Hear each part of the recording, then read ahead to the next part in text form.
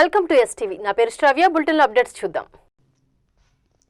ఆంధ్రప్రదేశ్ రాష్ట్ర వ్యవసాయ శాఖ మంత్రి కాకాని గోవర్ధన్ రెడ్డి నెల్లూరు జిల్లా ఆత్మకూరు నియోజకవర్గ పర్యటించి పలు అభివృద్ధి కార్యక్రమాల్లో పాల్గొన్నారు. అనంతసాగరం మండలం పులపాడు గ్రామంలో నూతనంగా నిర్మించిన సచివాలయం, రైతు భరోసా కేంద్రం, విలేజ్ హెల్త్ క్లినిక్ భవనాలను ప్రారంభించేందుకు వచ్చిన మంత్రికి ఆత్మకూరు ఎమ్మెల్యే మేకపాటి విక్రమ్ రెడ్డి, స్థానిక ప్రజాప్రతినిధులు, నాయకులు ఘనస్వాగతం పలికారు.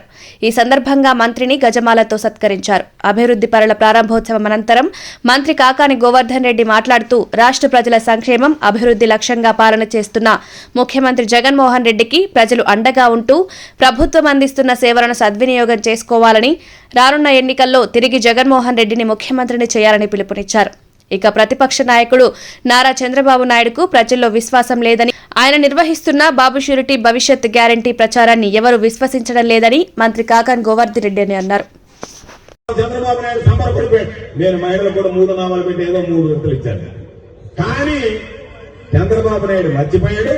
మహిళలు గుర్తు పెట్టుకుని చంద్రబాబు నాయుడికి 3 నామాలు పీకి ఈరోజు 23 సీట్లకి చంద్రబాబు నాయుడిని పరిమితం చేసినటువంటి సందర్భం అని చెప్పి మీ అందరికీ తెలియజేస్తున్నారు.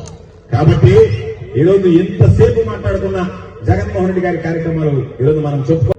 నా బిడ్డ చదువుకోలేకపోయాడు, నా పొలం పండలేదు, నేను అప్పుల పాలయ్యాను, నా బిడ్డకి క్యాన్సర్ వచ్చింది. ఏం చెయ్యాలమ్మా, భగవంతుడు ఎందుకు నన్ను ఇంత పరీక్షిస్తున్నాడు అనేటువంటి సమయంలో ఎన్నికలు వచ్చాయి, ప్రభుత్వం వచ్చింది, జగన్మోహన్ రెడ్డి గారు ముఖ్యమంత్రి అయ్యాడు. మరలా నేను వ్యవసాయం ప్రారంభించా, నాటా, పండకపోతే బీమా వచ్చింది, పండితే ఫలితం వచ్చింది. అదేవిధంగా రైతు భరోసా ప్రతి సంవత్సరం ఖచ్చితంగా వచ్చింది. ఈరోజు ఎంతుంటే అంతకి ఈరోజు జగనన్న విద్యా దీవెన వస్తుంది. ఏం చేసింది, ప్రధానమంత్రి ఫసల్ బీమా యోజన కింద మేము 1B ఖచ్చితంగా ఉన్నటువంటి వాళ్ళకే ఇస్తాం తప్ప 1B లేనటువంటి వాళ్ళకి మేము ఇవ్వము అన్నారు. పాపం రైతులు సాగు చేస్తే 1B లేకపోతే, ఆ 1B లేనటువంటి రైతు నష్టపోతే ఆ నష్టాన్ని ఎవరు పుచ్చాలనేటువంటిది ముఖ్యమంత్రి గారు అడిగితే దానికి మాకు సంబంధం లేదన్నారు.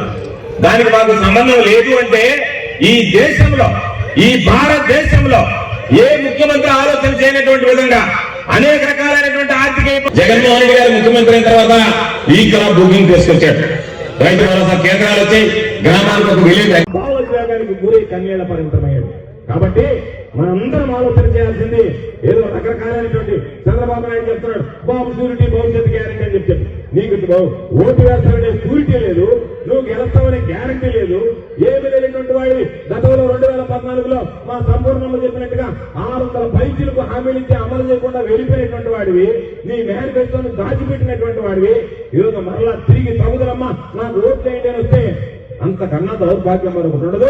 కాబట్టి ఎవడైనా సరే, ఆశపడినా సరే ఒక్కసారి ఆలోచన చేసినటువంటి సందర్భం అని చెప్పి మీ అందరికీ సందర్భంగా మనం చేస్తున్నాం.